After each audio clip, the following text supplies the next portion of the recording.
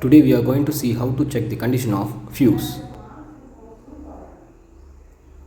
So we can able to check the fuse by visually like this, and this is the defected one. And how will you check the fuse like this?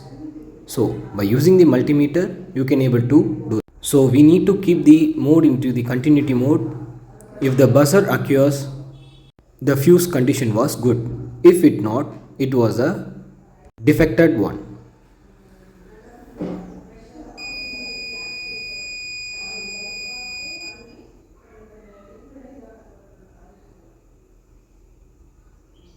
So this is the way to check the condition of fuse by using the multimeter. Thank you very much. Subscribe to get more knowledge.